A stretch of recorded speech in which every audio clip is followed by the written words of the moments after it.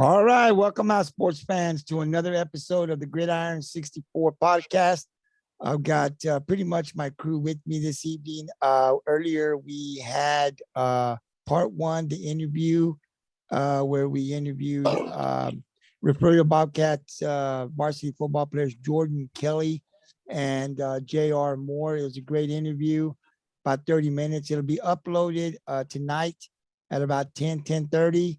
So it'll be ready for late tonight to view, or when you wake up first thing in the morning and tune in to GT Sports YouTube channel. I'll share it over to the Twitter and Facebook Gridiron 64 page where you can hear what these guys had to say about the 2021 Referral Bobcat season and see what else they had to talk about. Maybe the playoffs, state championship run, the game that everybody's anticipating between Referral and Shiner. It'll be a good one. So tune in late tonight or early tomorrow morning.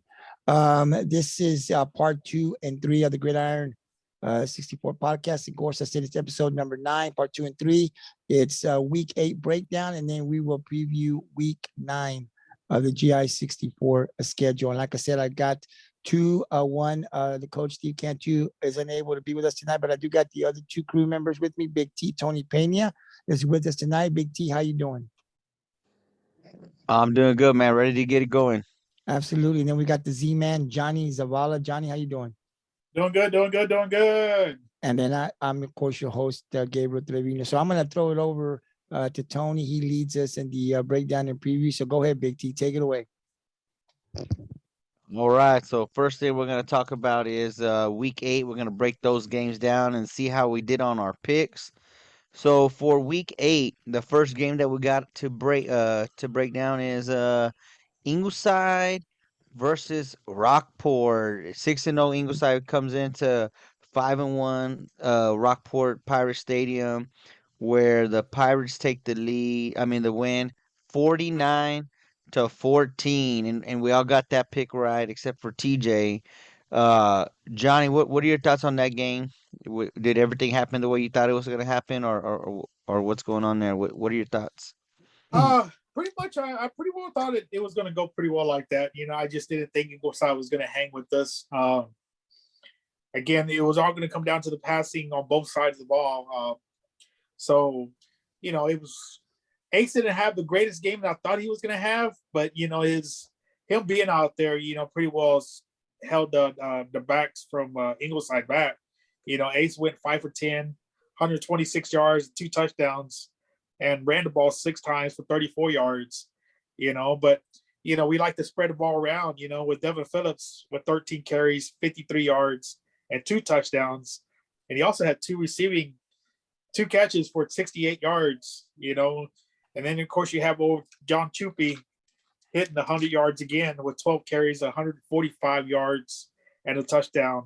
This game seemed like it was going to, we got that 14-0 head start, but Ingleside was pretty well trading in touchdowns behind us after that, the 14-7, the 21-7, 21-14, so it looked like it was going to be something, I was all like, oh, well, we seem to be the team that comes out the second half, making adjustments, and coming out, scoring 21 points in that third quarter, they just pretty well put it away, and that rain came down in that fourth quarter, and any momentum that Ingleside had with that passing game, that rain completely destroyed that passing game. The quarterback had no handle on the ball. His throws to the flats was just way off. If it wasn't for a wet ball, we could have had a couple pick sixes ourselves. So that rain pretty well destroyed that team, So the game was pretty well out of hand in that fourth quarter still. But I think if that rain would have came in earlier, I think this game would have been very, very a worse score than what it came out to be, just because their passing was the only thing keeping them in that game. They did have a few good rushes in there for big yardage, but nothing that really stood out. It was just, the little out passes that we've been accustomed to. That's been our little problem. But our defense was covering it pretty good. But hey, we're all making predictions on the score. If it wasn't for us rubbing in their nose in the dirt, in the nose, their nose in the dirt with the score, this game would have ended up perfectly with my score.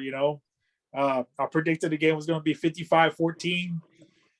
We had 49. 10 yards from scoring again with under a minute left, and that's when we decided to kneel the ball. I looked at it as though we're going to score it at 55, and as soaked and wet as it was, I didn't see us kicking a field goal or making it or attempting it. So I was kind of rooting for that touchdown, but it didn't happen. I know that was classed by Cyber, about kneeling the ball, but I wish our back would have scored that last one. He was close. I wasn't sure if he slipped or he made it look like he was trying to fall down inbounds just to keep that clock running. But yeah, I was not shocked by this game score whatsoever. Ingleside just didn't show me nothing through the whole season. Again, they had nobody. They played against nobody. I think they had an undefeated record against teams that were 8-30 overall. So yeah, you play teams like that. You're of course you're gonna have an undefeated season. Yeah, absolutely. One of the things I will say is, Ingleside still deserves the respect that they earned with their coming in 6-0, now 6-1. I believe they got one more game to lose. You know what I mean? I believe that, they're gonna lose to Sinton. But overall they're gonna end the season 8-2, which is pretty damn good. I mean, if you think about their last previous years, 8-2 is a damn good record either way you look at it. I think Ingleside is gonna be a contender in the playoffs. Uh, I didn't think they were gonna beat Rockport at all by any means. And I don't think that they'll beat Sinton in week 10 or week 11. But Ingleside, they came in and like you said, they made the game close in the first half. But Rockport comes out and scores 21 points fast, and then the rain came and really both sides of the ball struggled with that field and that wet ball. Um, but yeah, I mean everything happened that I thought was going to happen. I thought defensively that Rockport did well. Uh, you know, uh, uh, Offensively, I think they distributed the ball enough. You know what I mean? With different guys running the ball. Ace even ran the ball. That I like to see that. I like to see Ace coming out of the pocket and running. Almost scored a touchdown on one of those runs. And then those passes. That passing we talked about. Last week. Was it too much against Rio Hondo or not? Or versus Sinton, and we all agreed that it wasn't. The passing. It was the time of the pass, and I think they did a lot better job of when to throw that pass in there. You know what I mean? And it looked like Rockport could have done a pass or run on any given down and move the ball for positive yards. I mean, they just looked really good offensively. We had some penalties that still penalties, man. Penalties keep. I don't know how. We got to be the most penalized team in our district. The way all the games I've been to. Uh, but hats off to Rockport and Ingleside for making it a close game in the first half. Gabriel, what are your thoughts on the game? Yeah, I thought Rockford would win the game, and they did by more than a touchdown. No surprise there. One of the things that I said in the podcast was that Ingleside has to play 4 quarters, something they hadn't done in the past 2 years that I've seen, 3 years with Rockport. They came out strong, and they played Rockport tough. And again, it was a close one at halftime, but they just can't seem to put 4 quarters together. Then Rockport seems to go to another level. That happened again this year. So I think to your point, Tony, Coach Hamrick and his staff over there are getting better every year. Still not where they want to be, of course, to be able to compete for a district title, at least this year, between with Rockport and Sinton. Those two teams this year obviously were the two teams that were going to compete for the title, but they're getting there. 8-2, if that's what they end up with, is a pretty good. To me, it's a successful season. And that's what I've said about Ingleside that I've seen. They're coming every year. They're not regressing. They're getting better. They're putting things in place. In other words, they're looking at things that they can do with their football team to improve and be more competitive. And I think that's going to continue to happen for Ingleside. So hats off to Ingleside. I know here at the Gridiron, we like the Mustangs a lot. Of course, when they play our, Rockport, we're going to go with Rockport. We're from Rockport, but I think overall, they're getting better. You're right. They'll take another loss to Sinton. I don't see them beating Sinton when they play them the final game, but it was a thing where, they were able to pass a little bit. They just couldn't keep it going enough. And then defensively, they held Rockport for a little bit, and then Rockport got going. They were able to pass. Rockport's got that run with John and Chupi and Devin Phillip. Devin, of course, I'll talk about him in a minute for a bit, but Rockport was able to pass and they were able to run the ball effectively. And when that happens, Rockport's a tough team to beat, and they were able to do that. So in other words, Ingleside couldn't compete for 4 quarters, and that's what doomed them in. Now go to the Rockport side. Hats off to the coaching staff. Great game plan. Of course, the run was good. Johnny just talked about John Chupi's carries and the amount of yards that he got. Devin Phillips had a big game, and we'll talk more about him on Wednesday when we break down the Pirates. But it was nice to see Devin get back on a roll with the offense and score a couple of touchdowns and get more touches. It's something that we hadn't seen the last, I think, few weeks. So we know that he can do a lot more than with this. It was nice to see him get back on a roll and do what we know he can do. So it was great to see him. And then, of course, defensively, man, Ricky Franks played a really good game, I thought. He was very aggressive. It's the first game I've seen, actually, that he had been that aggressive. He just seemed to be on a roll, and he just seemed to be able to get a jump on a lot of those passes. He stripped the ball. It was just good, and we'll break that more down. But overall, I thought these guys played really, really good. And no surprise, Tony and Johnny, that Rockport ended up winning. I just thought Rockport was the better team.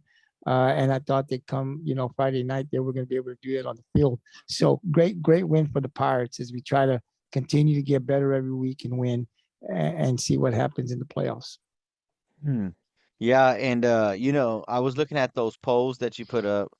There was actually some people from Sinton that picked Ingleside to beat Rockport, and I was like, wow. I mean, the kind of game that Rockport had against Sinton, they picked Ingleside to beat Rockport. I was like, okay, all right, well, we'll see what happens. Uh, so the next game I have the 1-5 West Oso Bears versus the 2-4 Robstown Cotton Pickers in this game. West Oso takes the win, 57-26. Johnny, I mean, you picked West Oso to win. Was there a surprise there to you, or what did you think about that game? No, I think that score pretty well summed it up for me. Uh, really, I was there is no shocking on the score, um, but if Rockstown's going to get anywhere, man, they just need to slow down these turnovers. Granted, it was bad weather that night. Um, I'm pretty sure if our rain came in any earlier, it would have been a hell of a lot worse turnovers for us too. Robstown had 5 turnovers that game, but then again, uh, that game was delayed for 2 hours, and they didn't restart it to 11 p.m. at night. So they were the late game. So their field was completely soaked. You know, but Westoso came out with 410 total yards. That's very impressive. That's I gotta give up. It seems like they're ticking on, at the perfect time. This is where to turn it on right now. There is no letdown. Uh, Anthony Pena, he threw for 13. He had 13 completions for 23 13 completions out of 23 attempts for 249 yards, 4 touchdowns, and also scored 2 touchdowns on the ground himself for 15 carries and 80 yards. Mr. Anthony Pena had 6 touchdowns himself this game. So very impressive by him. But hey, it's going to be good. It's going to be a good race. I still think it's between West Oso and Port Isabel, man. That's the game right there. That's the game. Yeah. Well, like I said the last time we talked to the coach, when we went on to do our predictions for week 7 or 8, I don't remember what it was. We talked about West Oso losing to Sinton, that wasn't a game that they have to win to make the playoffs. They don't have to beat. No, I think it was when they lost to Ingleside. That's what it was. That was a game they didn't have to win. Sinton is a game they don't have to win. They play Rockport Friday night again. They can't get discouraged because this is a game that they're probably not going to win. But they got to beat the other two Valley teams. They already beat one of them. They beat Robstown. Now they got the other two Valley teams, and they're in the playoffs. You know what I mean? The record's not spectacular, but they make the playoffs, and that's what I think is the important thing. And that should be the goal for West Oso this year, to try to get uh, 2 wins against those Valley teams to make the playoffs, and then they're in. You know what I mean? That's all they got to do is stick with it. But yes, and I also talked about Anthony Pena having the most passing yards in our district. 249 more yards this week. I think that's gonna probably keep him up there. I didn't look at the totals for the district, but I'm pretty sure with 249 that still keeps him up there as the most yards in our district. But yeah, one of the things that I will say is that, I thought the game was going to be closer. I really thought that this was going to be a game of two pretty evenly matched teams. I picked West Oso to win, but I didn't know West Oso was going to score 57 points. So, hats off for West Oso for really turning it on. And like you said, Johnny, this is the right time to do it. But again, they cannot get discouraged this week versus Rockport. I don't think they're gonna win, but I hope that they come out here with the mentality that they can to make it a good game, and that they get better for it playing that game, so that they're able to win out the season the following 2 weeks. Gabriel, what are your thoughts? No, no surprise here. I didn't think it was going to be close. Robstown, I don't know how they scored that many points on Port Isabel. I don't know what was going on there. But you saw West Toso getting better, every week. And when we had Coach Smithy on, we talked a little bit about that. So to me, West Toso seemed like they had been climbing, even though the W's, they weren't getting the W's, they were getting better. And they were working a lot of things that were causing them to lose these games at the very end, turnovers and stuff like that. So Coach Smithy was talking about how, the quarterback was becoming more of a leader, taking care of the ball, being more aggressive. And so Robstown, I didn't think, I saw their schedules of the teams they beat. They beat really small schools. And they just haven't been very competitive and consistent for me. So I thought that West Oso would win this game. I thought maybe they win by 14 points or something, but I didn't think it was going to be close at all. So the actual score doesn't surprise me at all. It was great to see West Oso get those points, because now they're going to come into Rock, but they feel confident, right? And then I'm with you, Tony. I think they just got to come in and obviously you want to win the game. You're not just hey, we want to win the game, and we're preparing to win the game. But I think what Coach Smitty wants is to see his team not turn the ball over. Get some drives going, get some consistency going. The defense play better, cause some turnovers. Get some stops on that defense. To score some points, get some good drives. 3-4 minute drives. These are all things they can build on. Whether they win or lose against Rockport, these are things they can take on to the last 2 games, because they got to win 2 out of 3. They got 3 games left. All they got to do is win 2 out of 3. Whichever 2 they win, they got to win 2 out of 3, and they're the 4th team in the playoffs, which I think would be really big for West Oso and Coach Smithy, man. And that's something that he can really build on. I know he's not going to have the quarterback come back next year. This should be really big for West Oso. So, I have them as the 4th team as making the playoffs. I still think they got a very good chance. Hopefully, they'll be healthy when they go into these next 3 games. There will be no major injuries to them, but it's not going to be no easy task either, Tony. Whatever happens this week with West Oso against Rockport, those last 2 teams, Raymondville and Port Isabel, will not be easy for them. And if they do lose to Rockport, they've got to win the last 2. So it's going to be tough. I think one of them might be at home and one on the road. And we know how that long road is up there to the Valley teams. It's not very comfortable. So that being said, we got to see what happens next week, and we'll talk about that game on Wednesday. But back to Robstown and West Oso, no surprise. And it was good to see that West Oso put up that many points. So we'll see if they can build that and what they do when they play a really tough Rockport team on Friday night. And I think you're right. I think you hit the nail right on the head. This is a game, like you said, obviously they want to try to come in and win. They don't want to come in here and say, "Hey guys, we don't got to win this game." Of course they want to win. But I think you're right. I think this is a game about execution. Can we hold on to the ball, minimize the turnovers, minimize the penalties, and just try to get drives going. I mean, this is a good opportunity to play a playoff caliber team because think about it.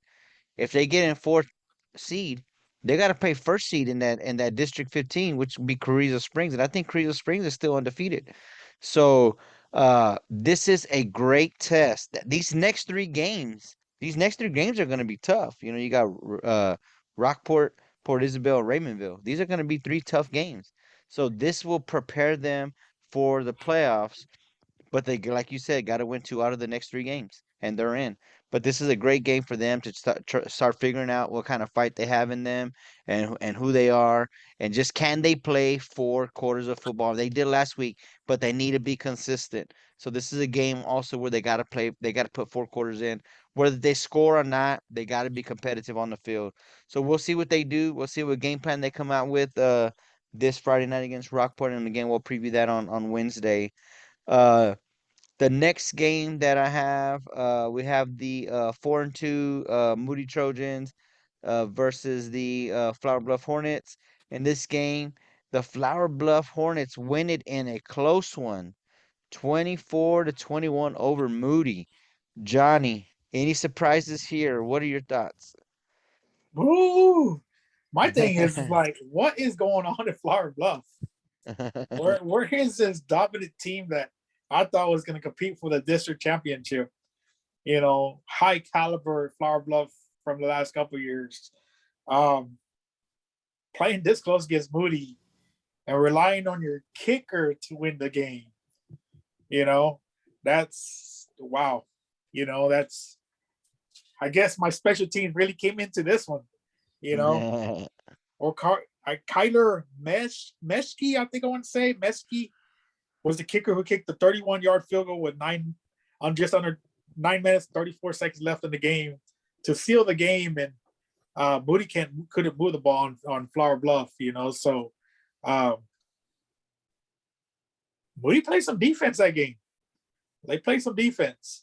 I really don't have any more stats than that, but I just had to point out that, it came down to their field goal kicker to win this game, not their offense pretty much. I mean, yeah, they scored 3 touchdowns, but to get it down to you for your kicker to win this game and relying on them. But you know what? That was a good thing Flower Bluff did. If they get in the playoffs or not, that kicker could help them out, that anytime, in these tight games like that. And it's a good practice for them. Game under pressure, tie game, under 10 minutes left in the game. Why not put that kicker under pressure?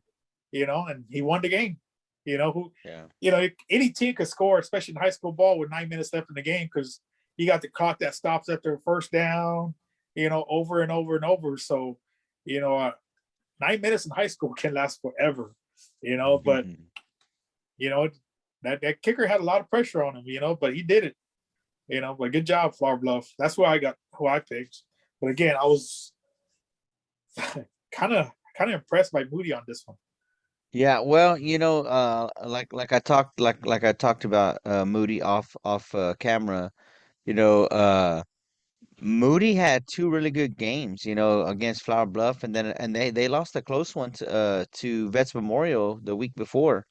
So, I mean, Flower Bluff still may be good, but I think what's going on is we underestimated GP and we underestimated Moody this season. And I think that those teams are better than we thought they were going to be. Miller may still be a good team because Miller, they still got that quarterback they had last year. They got a pretty damn good offensive line. You know what I mean? They got a pretty decent running game. So I think what's going on right now is we underestimated how good Moody and GP were this going to be this season, and they're having great seasons. So very competitive. That is a district that 5A district is still wide open. There's no second, third, and fourth seeds that are in place yet. You know what I'm saying? There's still a lot of things that could happen with the two Victoria schools, Flower Bluff and Moody, trying to get those other 3 spots because Veterans Memorial is going to be number 1. But those other spots are still up for grabs. We still can't tell who's going to be second, third, or fourth. So that was one of those games where Moody or Flower Bluff had to win to try and get a step closer to that second place. If GP wins Friday, though, I think GP's pretty much there. So we'll see.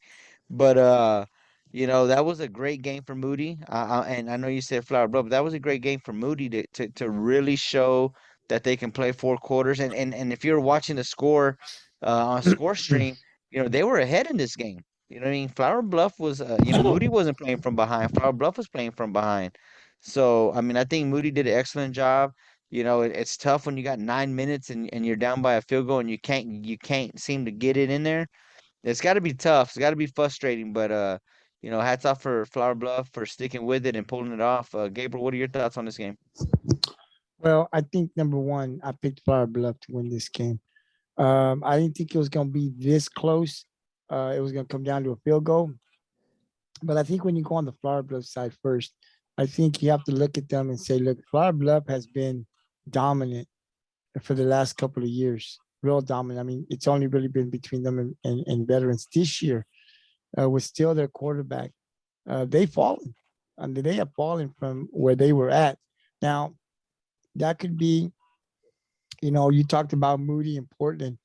Moody last year was competitive. I saw that. They didn't win very many games, but they were competitive. They had some spots. There were some times in games that they really looked good. They just couldn't put it together for 4 quarters. So I'm not shocked that they're more competitive and they're competing in some of these games against some of these powerhouses in the district. GP, we couldn't see this coming because the last couple of years, they hadn't even made the playoff. They weren't even being talked about as making the playoffs the last 4 years.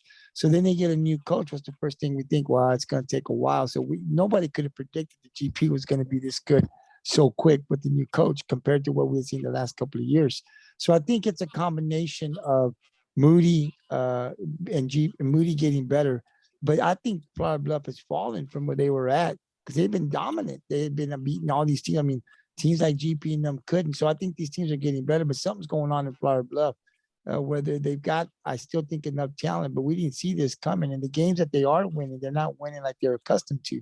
So I don't see Flower Bluff making the second seed. I see GP being able to make the second seed. I see GP somewhere, Flower Bluff in the third. I know it's still up for grabs, but I see Veterans Memorial. I see GP. I see Flower Bluff. And then it could be one of the victorious schools, or it could be one of the victorious schools and Flower Bluff falls into the 4th spot. Either way, I think for Flower Bluff this year, I think they still will make the playoffs.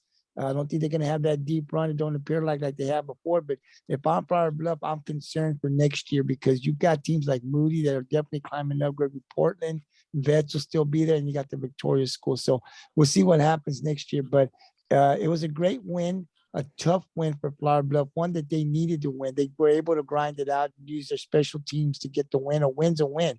It's just a little different to watch Steel Flower Bluff struggle to have to grind to win a game out that they ran over Moody last year. What a difference 1 year makes, right? And then, of course, the losses and the way they're losing these games with turnovers, and they're just not the team that we're accustomed to seeing. So don't, like Johnny said, really know what's going on at Flower Bluff. But a great win for them. They grinded it out. Didn't really matter. They found a way to win it. Sometimes you got to do that, and they were able to do this one. But I think it's going to be a very tough stretch as the regular season ends. And if they make the playoffs, I think it's going to be real rough for Flower Bluff in the playoffs this year. Yeah, but I think you're right. I think Veterans Memorial, of course, is going to be number 1, and I really do feel like GP will be number 2. But what I do got to say is there's going to be 4 teams. You think Flower Bluff's going to be in there, but there's going to be 4 teams competing for 2 more spots, and I believe that any of those teams, they still got 3 games. Anything could happen. You know what I'm saying? So, Well, well, you got to remember that Flower Bluff still got to play Vets in the final week. So that could throw them out, like you're saying. Nah, I don't think they have a chance against Veterans. No, I'm saying they might not. No, I'm saying Flower Bluff may not make the playoffs because they still got to play Well, that's what I'm Vets, saying. which is going to give them another loss. So, I mean, they're not in a great position to make the playoffs because you're going to put one more loss to Flower Bluff because I don't think they're going to beat Vets. Of course, you never know, right?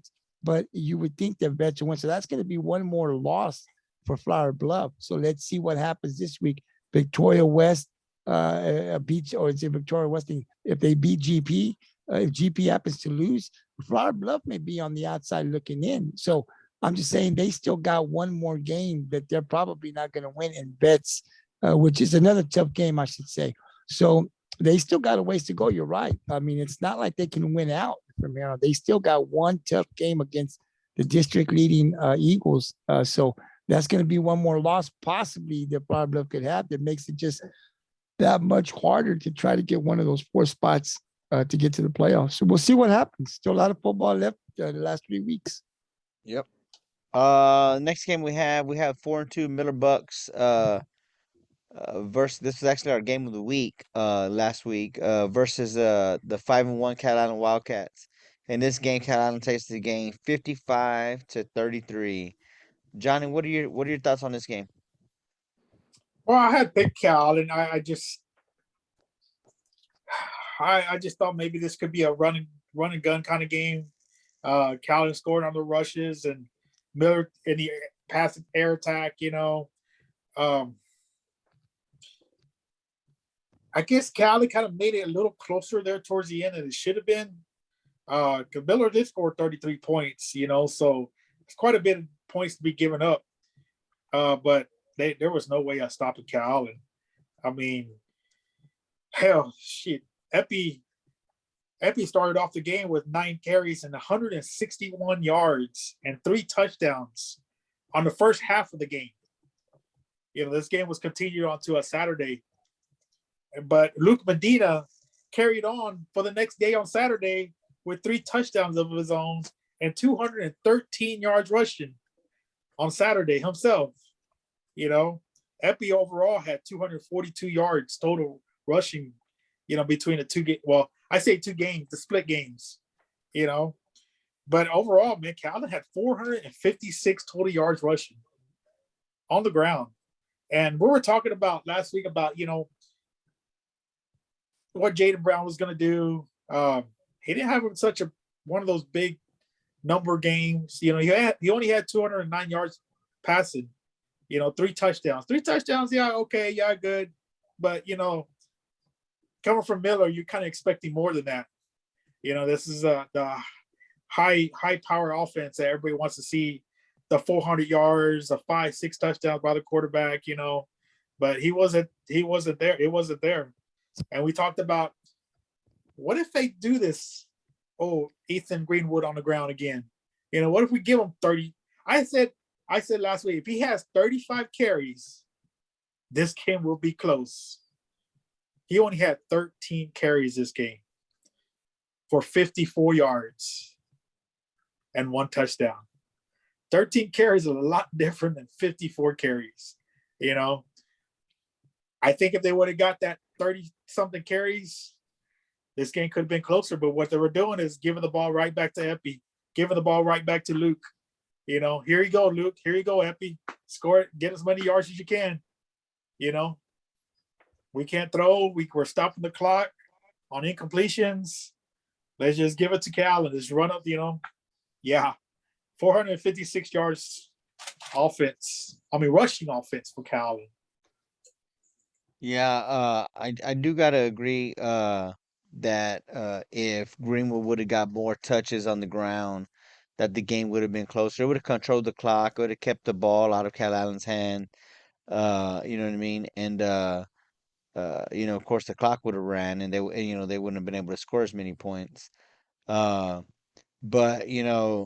Calallen is Calallen, and we talked about that before. I mean, I can't imagine the mental preparedness it takes, because we talked about Miller last year. Miller was a much better team last year, and they went into Calallen and they lost in a close game.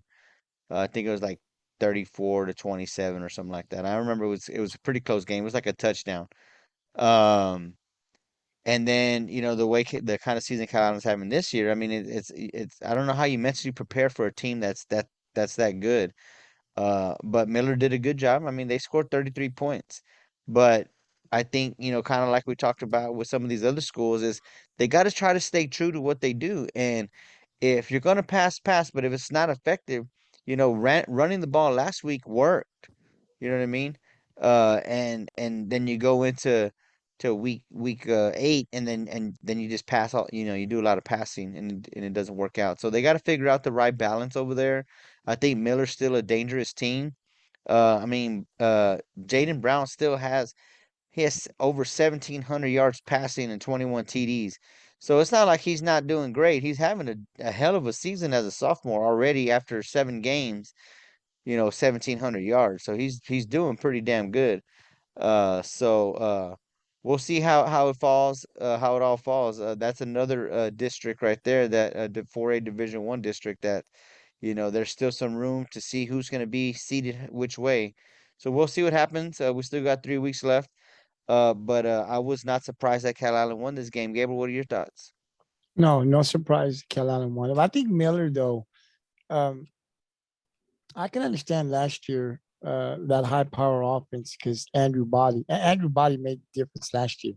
I'm not saying he was the only guy, but having him in the back, the decision making, the running ability, the passing ability, being a senior, being under that system with Evans, for a few years, and then I think he even coached him when he was in middle school at a different school. Uh, you could play that type of tempo because of who you had as your quarterback. But he graduates and then you bring in a young sophomore. I don't think you can use, in my opinion. I'm not a coach. I'm not trying to tell Coach Evans what to do, but just fans, and we do a podcast and we just kind of talk here about what we think. But to me, putting a young kid like that who still got 2 years plus this year, which I'm sure he's going to get better next year in his senior year, but today he's not there. I don't know if you want to put that pressure when you're playing Calallen because Calhoun's going to come right back. And then you got to look at your defense, because then you got to ask your defense to hold. Whether you score or not, whether it's 3 points, you go for it, you don't get it on fourth down or you score, that Calallen offense has to come back. And your strength is not, if you're Miller, it's not your defense, it's your offense. Your offense is your strength. So if you're going to play that high power offense that scores quick, you got to make sure you're scoring. Because if you don't, and then you put that Calallen offense back up there, your defense may get a stop here and stop there, but over 4 quarters, how many times do you think that Miller defense is going to be able to stop that high power offense of Calallen, where then your defense just gets tired and then they blow you out? If you look at Calallen and you look at the way they play, first half, you always look at the halftime scores, and they're always up by a touchdown, maybe 2 touchdowns, 14-7. It's never big, right? And then you go, wow, man, they're staying up with Calallen. Then you get the final, and it's like Calallen blows them up by like 5 touchdowns. It's because they wear your defense down. And I think Calallen's very good at making adjustments. So for me, I think when you play a team like Calallen with that defense, I think you have to use Greenwood a little bit more than what you're accustomed to using because he's a big guy. You have him there. And, it's hard to tackle this kid. This kid can get you 2-3 yards with that big old offensive line. So to me, I think you utilize Greenwood more in a game like that. Probably still not going to win the game, but you make it closer and you help your defense not having to stop this line. But Evans, that's who he is. I mean, and I saw that last year with Andrew Body. We're going to win or lose with them. They could be up by 2 touchdowns and they're still passing like they're down. So it's just a style of play. That's who Miller is. And maybe it didn't pay good for him this year, but Evans might be preparing his quarterback for next year and his senior. I mean, he's going to have it for 2 more years, right? So I'll take the bumps now.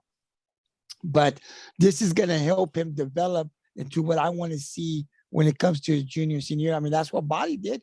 Body just got better by playing this style, his junior and senior year. So maybe Evans is just doing this. Hey, I'll take my bumps now, but I guarantee you that junior, senior year, I'm preparing this boy to be just like another Andrew Body. Don't know, but no surprise to me that Calallen got the big win over Miller. That just offense is rolling right now for Calallen. Yeah, absolutely. But like I said, we'll see how that district unfolds after the next 3 weeks because anything can still happen. I think Cal Allen's definitely going to be first place in that district. Port Lavaca, a likely favorite to be number 2. But Look, again, Beeville beat Alice, so that throws everything off now. Beeville yeah, beat Alice, so Beeville's not out of it just yet. And I yeah. don't know where Alice goes. So that loss to Alice losing to Beeville really throws things up in the Yep. air. So we'll see how it unfolds in that district as the weeks go on. But speaking of Alice, next game we have the 2-4 Alice Coyotes versus the 2-4 Beeville Trojans. So in this game, Beeville takes the win in a close one over Alice, 27-23. We all picked Alice on this one, Johnny. What are your thoughts about this game? What was surprising about this game to you?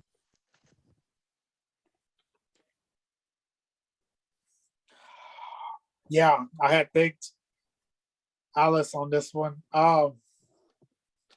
What I'm very surprised by is Beeville's Victor Gonzalez having 161 yards against that Alice pass defense I was bragging about for the last couple of weeks. 161 yards on 2 touchdowns. He also ran for 7 carries for 26 yards, but kept it positive. But yeah, I mean, I've been bragging about Alice's pass defense here the last couple of weeks. But Victor Gonzalez, 161 yards ain't a lot, but that's pretty a lot for Alice to give up. Isaiah Gonzalez kept him positive on the ground. He had 11 carries for 152 yards, 1 touchdown on the ground, and 2 catches for 21 yards receiving. Alice tried to do a little ground attack. I mean, the air attack themselves.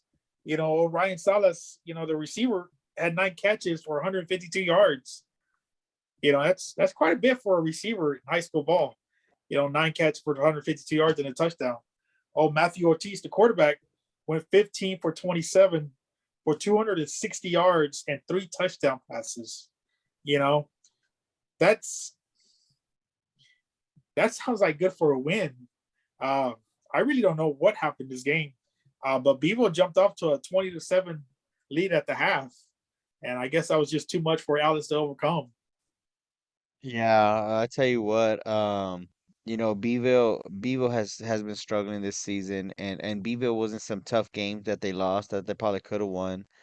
Uh, but man, Alice has been in some tough games, and the one that comes to my mind is the really close game they lost in week 1 to Veterans Memorial. So that game stuck with me, and the kind of fight that the Coyotes had in them, and the kind of season they were gonna have, because kind of like if I'm that coach, I'm thinking, man, I'm probably not gonna win this game, but I'm gonna try. You know what I mean? And so they stuck it out, and they almost upset the Veterans Memorial Eagles. So going off of that, I had a lot of high hopes for Alice, and just the way Beeville had been struggling, I thought Alice was gonna win this game for sure. Game's close. Um, I don't know how they got 23. Johnny, did you look at the box score on that? No. I don't know how they ended up with 23. Um, I mean, all I got was the 3 touchdown passes. yeah. Yeah, I don't know. But anyway, they must have went for 2 or something a couple of times Yeah. or something like that. But man, the game was close. I mean, Alice tried to come back. They scored 16 points in the fourth quarter. You know what I mean? But they had to try to make the game close because Beeville had that big lead, that early lead. Uh, but like Gabriel just said, that opens up that district for third and fourth seed. It's anyone's game now. The teams that you didn't think were going to make the playoffs might make the playoffs this year in that district. So we'll see. That really does mix things up a little bit for that district. Gabriel, what are your thoughts on this game? Well, I said on this podcast that the Sosa coach's son and dad can coach. And here's an example of why I say that, because, they're never out. The season's done. I mean, pretty much, right? They haven't won very many games. This team could have just quit and said, hey, we're just not going to win. But these coaches are still coaching. They still believe in their players. And they got a big win against Alice, man. So for Beeville, this is huge.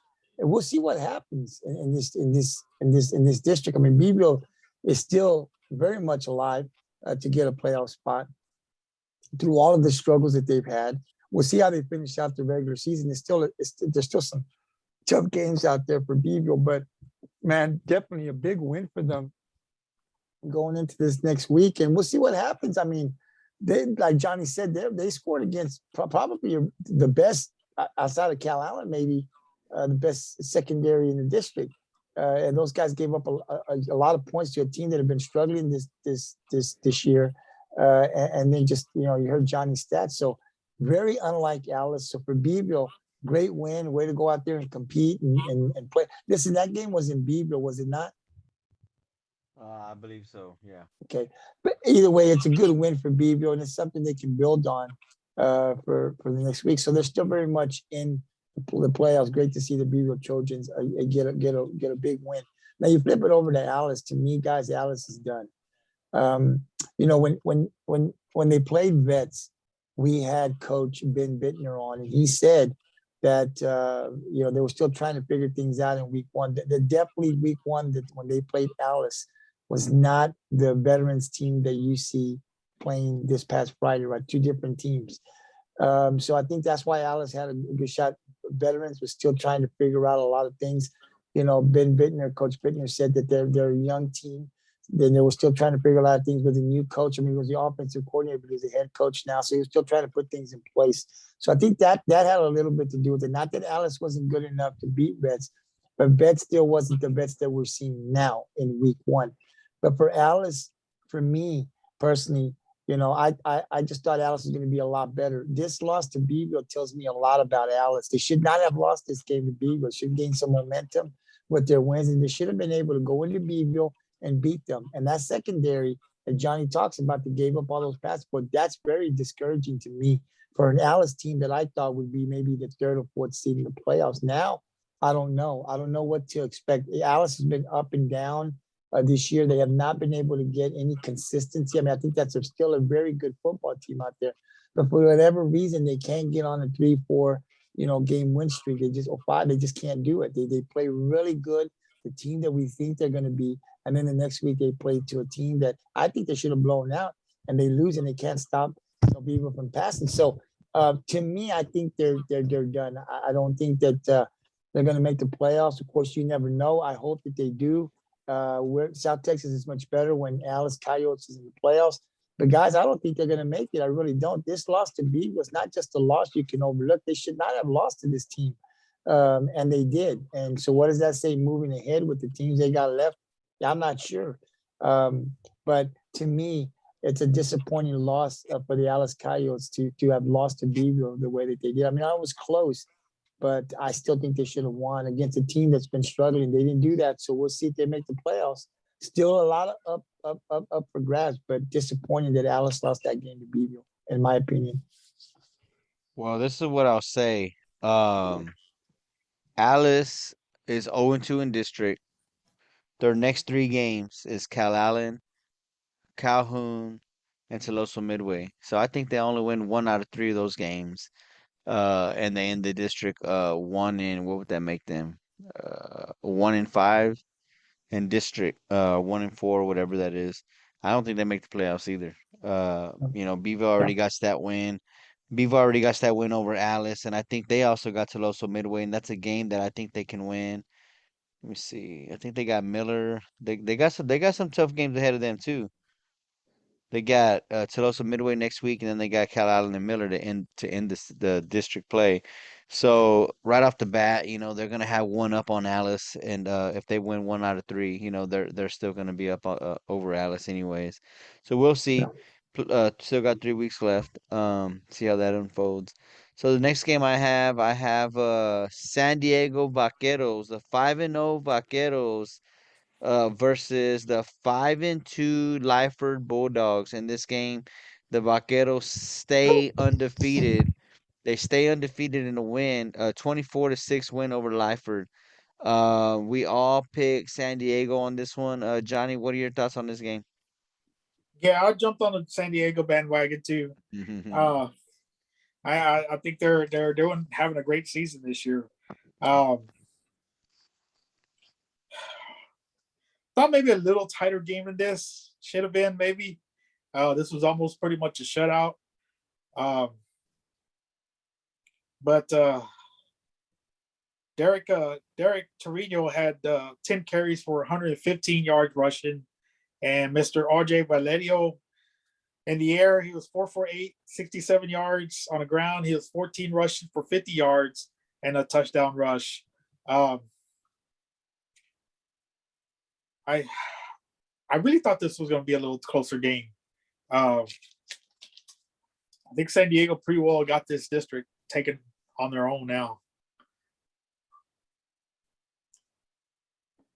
You think they're gonna win district? Yeah.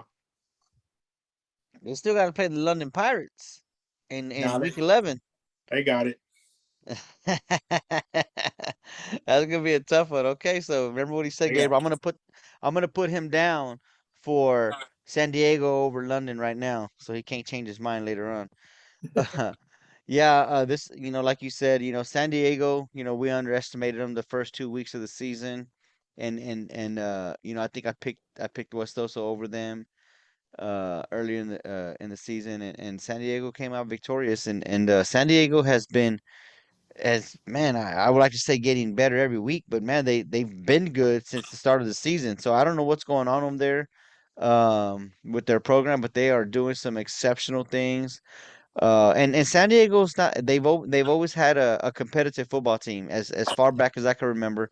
They've always been competitive. I can't remember them making deep playoff runs, but they've always been competitive. But this team this year, the way they're playing, they could possibly make a playoff run. You know what I mean? So we will see and we will watch them because they are playing some damn good football so far after 7 weeks or 8 weeks. So I look forward to seeing what they do the rest of the season.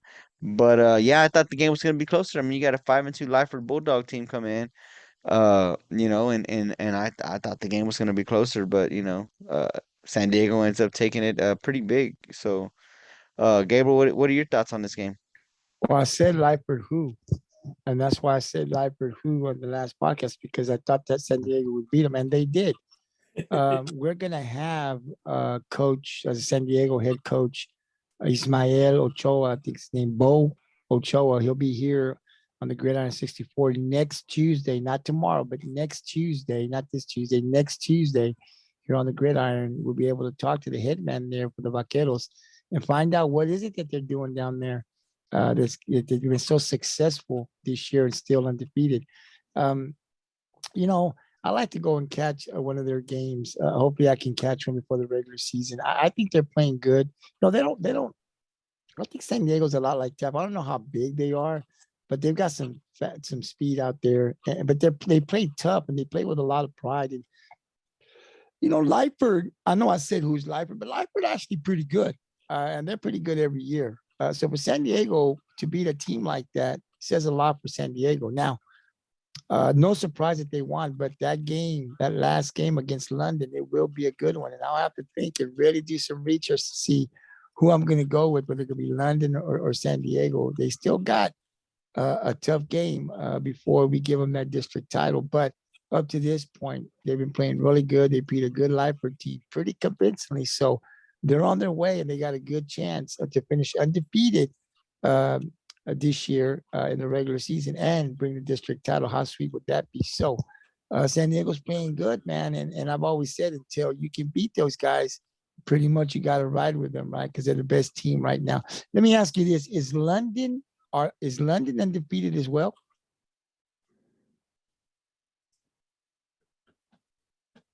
If they are, then it's going to be a really good showdown in the district last week between these two guys. So now they got 2 losses.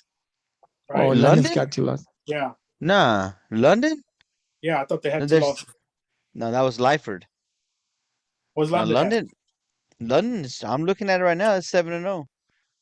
Really? Remember they played John Paul twice, and we're then I thought it was somebody playing London twice. Okay, I got it backwards. Yeah, I remember. So it's gonna be a good one, guys. If these two teams continue to be undefeated last week, man, that's a game that we definitely want to consider. Definitely we'll be talking about it, right? But we'll see what happens. It's gonna be a good one when San Diego and London. Where they meet, are they playing in San Diego or are they playing in Corpus? They are playing. Let me see. London. I'm on their page. They are playing at home. So Okay. yeah, they'll be playing in Corpus. San Diego after each other. Wow. Well, it's gonna be a good one, guys. But no surprise that they beat Lyford. A really good Lyford team.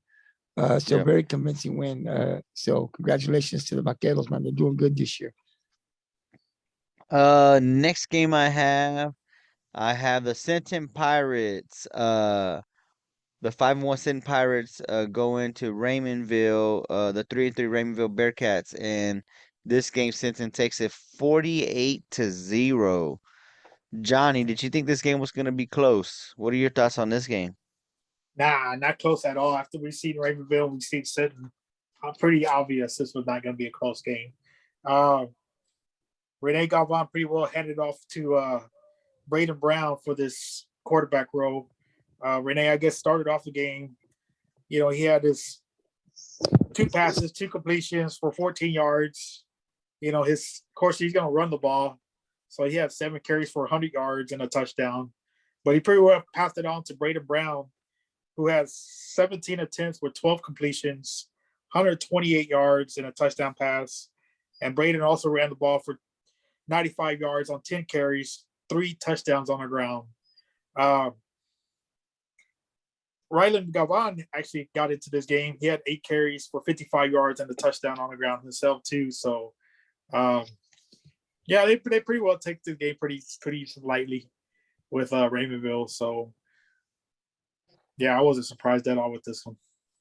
Yeah, I wasn't surprised either. I think coach made a good call, giving those boys some rest because I know they've been banged up. I know Ryland missed already a few games. He came back for the Rockport game, and I think it's probably the best decision to not let him play as much this game and giving Renee a break and then getting Brown ready for the postseason because Brown, remember, when he's not quarterback, he goes out to receiver, so he's still on the field. So, but giving him some play at that quarterback position because you never know when you're going to need him. You know, I can remember last year, Renee comes out of the game versus Miller, and Brown has to finish the third quarter and the fourth quarter, all of the fourth quarter last year versus Miller. So you never know when his number's going to get called. But so I think that coach did a good decision to rest those guys. But yeah, I didn't think it was going to be close at all. I think Cincinnati wins out the rest of the district in district play uh, pretty easily. I mean, Sinton may be wanting them real bad and might give them a game. We'll see. I don't know. But no surprises here. Gabriel, what are your thoughts? Yeah, no surprise. The only thing that surprised me was that Raymondville couldn't score. The defense got played a shutout, even with probably the substitutions and stuff. They still shut out a pretty decent Raymondville offense, right? They couldn't score. So that was very impressive to me. The offense, we knew they were going to score a bunch of points and win the game, but the defense didn't give up a touchdown or a single field goal or nothing. So that's impressive to me. And that just kind of shows you just how focused that defense is. And of course, when they played Rockport, we saw how good that defense can really play when they set their mind to it. So that defense is getting better, guys, every week, and they're going to need that to get out of the region. The offense is going to do what the offense does. But to me, and we talk a lot about Rylan and Galvan this year. We talk about Rene Galvan and that offense. But guys, to me, I think their strength this year is that defense. That defense has been really good this year. I mean, outside of giving up some points to Miller and losing that game, and I heard they had some of their players. I don't know how true that is. The defense to me is something we don't talk about when we talk about Sinton. We always go to the offensive side, and rightfully so, because of the studs that they have on that side and how good they are offensively. But I think defensively is where Sinton has really gotten a lot better this year. We had Coach Troutman on here, and he talked about new linebackers that he had, but he thought he had a lot of faith that they could really do good. Some of these guys playing this position for the first time this year, they were looking for some guys who graduated, and they've done an awesome job. So to me, that defense doesn't get talked about a lot, but that defense slowly is the reason why they're getting a lot better. So I think that defense is going to play big in the second, third, and fourth round, when they play there. So, man, to me, it's like, watch out for Sinton's defense. That defense keeps getting better. These guys can most definitely get out of the region. So just something to kind of think about, which was impressive to me, that with the subs, they still didn't give up a touchdown. But no surprise here. Sinton went out, and we'll see what they do in the playoffs. So For Sinton to get out of the region, don't they got to beat Rockport? If Rockport, yeah, they'd have to. So you're saying for sure Sinton could get out of the region? So you're saying they're going to win? Well, they've already beaten Rockport once.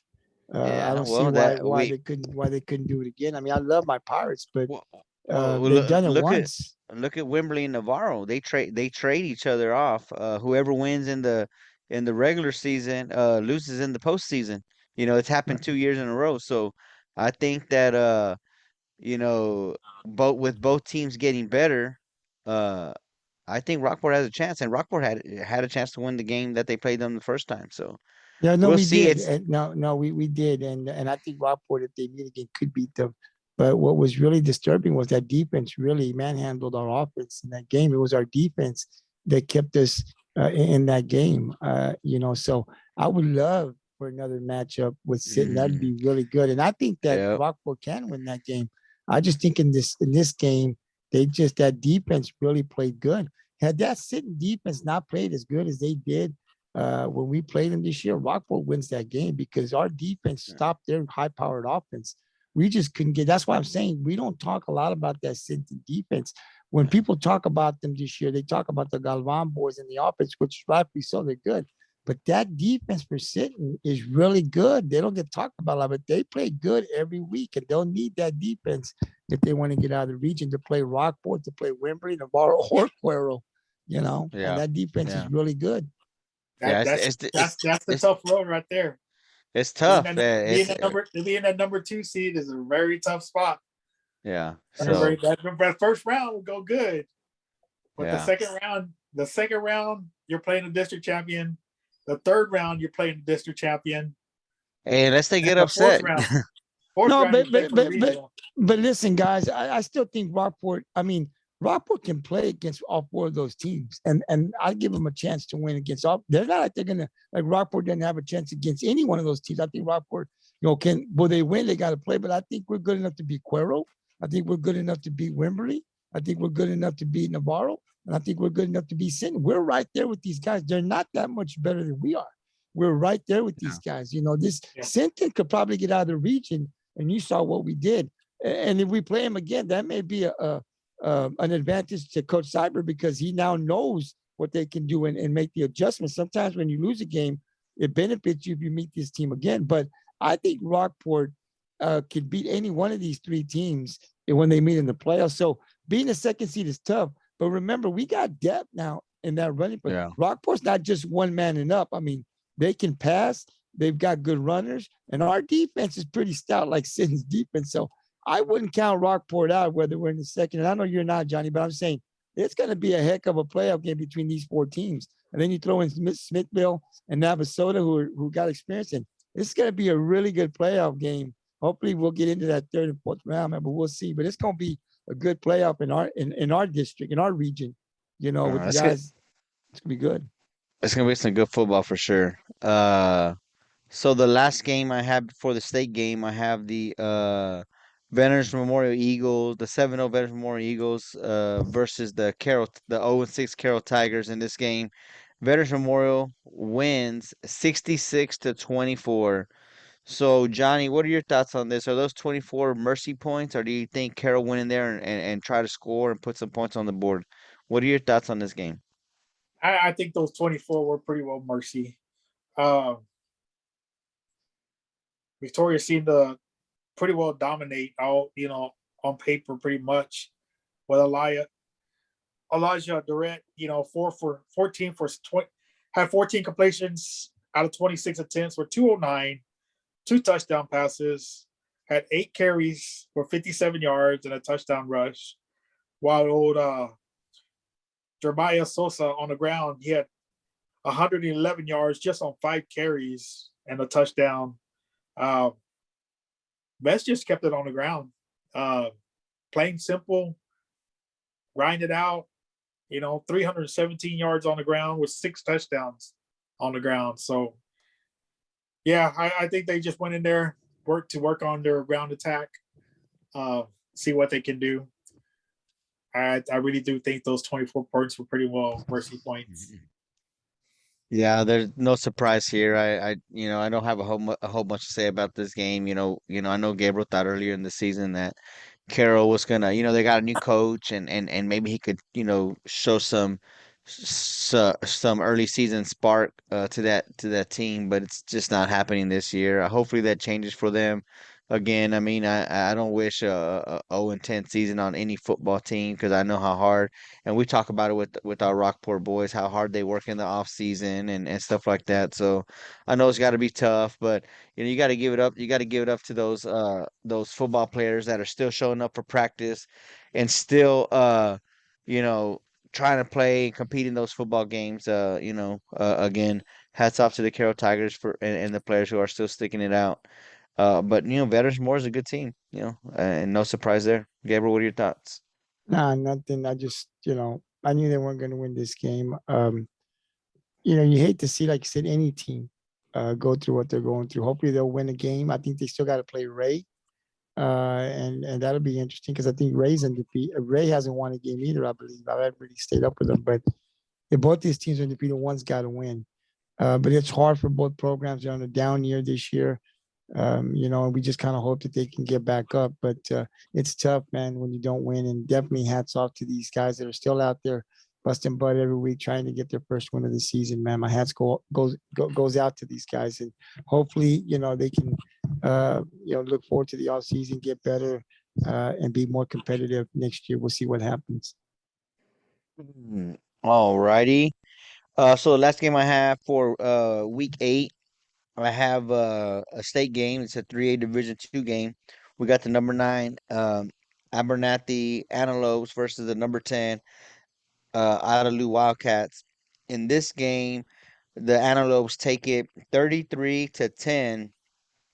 Uh, and it looks like I am the only one that picked the Antelopes to win this game. So Johnny, what are your thoughts on this game? You think it was going to be closer than 33-10? I don't know what the Antelopes can do. I didn't want to put a mascot over here. Yeah. um, Well, I was hoping for. I mean, I guess I was hoping for a closer game, but on paper, this was a closer game. I mean, other than I don't know who only having 19 yards passing, but overall, I mean, it was pretty well total yards 306 to 229. Nothing very dominant, and I looked over the turnovers because everybody, I'm pretty sure, had turnovers, Friday night with the game, the wet fields, especially up north. But they both had many turnovers. One had 4, the other one had 3. So I couldn't pinpoint what exactly happened in this game. Um, to me, there was no domination on the game. I guess it's just drives. Really, I mean, I would say that they pretty well ran up the clock, but I don't see what I see really. I don't know how that happened. I think the score's backwards.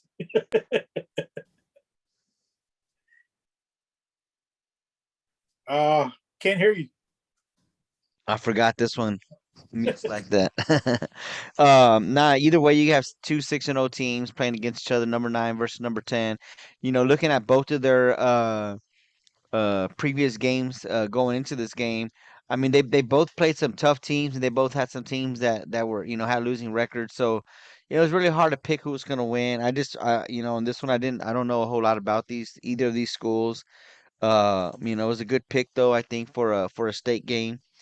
And I just went with the number 9 team because they were ranked higher. Because it was, I mean, like I said, I did my research and both teams played some tough teams and both teams played some teams with losing records, and so there was no mystery to why I picked the Antelopes to win this game. But Gabriel, you also picked the Wildcats. What are your thoughts on that game?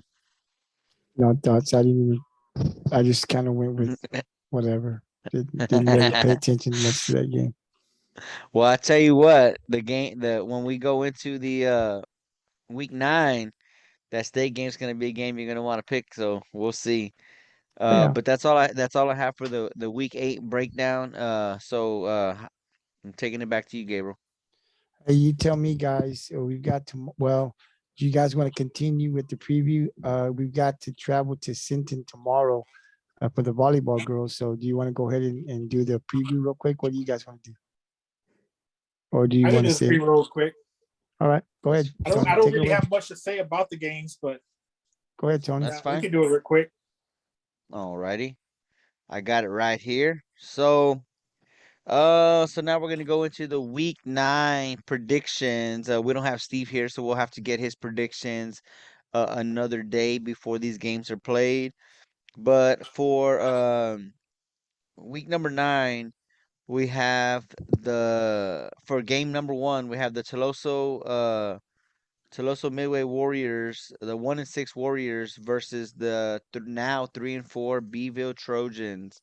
Um, Johnny, I'm gonna go ahead and go to you first. Who do you pick and why on this game? Where are they playing? Yeah, I need to start writing that down. I didn't write that down. I'm gonna look right now though. Right now, I have Beeville circled, but as I think about it, TM's been playing pretty good this year. They playing competitive games. Yeah, they play at Tuloso-Midway at TM. You know what? I'm gonna scribble out my circle around Beeville, and I'm gonna go with TM just because they've been playing competitive ball this year. All right. All right, so I got him down for Tuloso-Midway. Gabriel, who do you got? I'm going Beeville. I think that win against Beeville.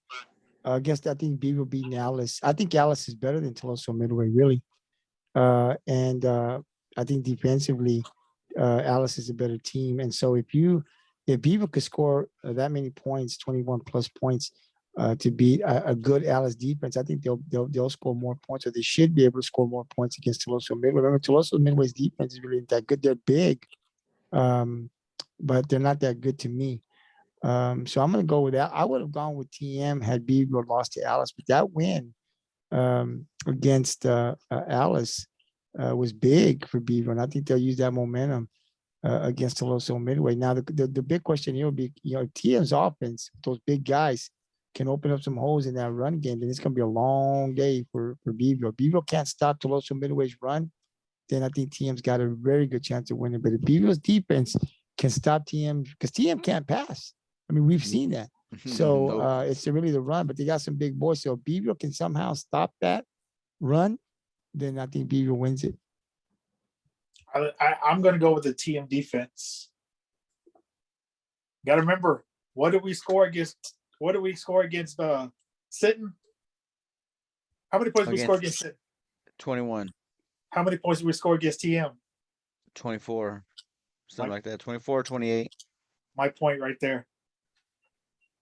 Yeah, but in that TM game, Rockport made a lot of mistakes. To me, I saw a lot of penalties. I saw a lot of turnovers.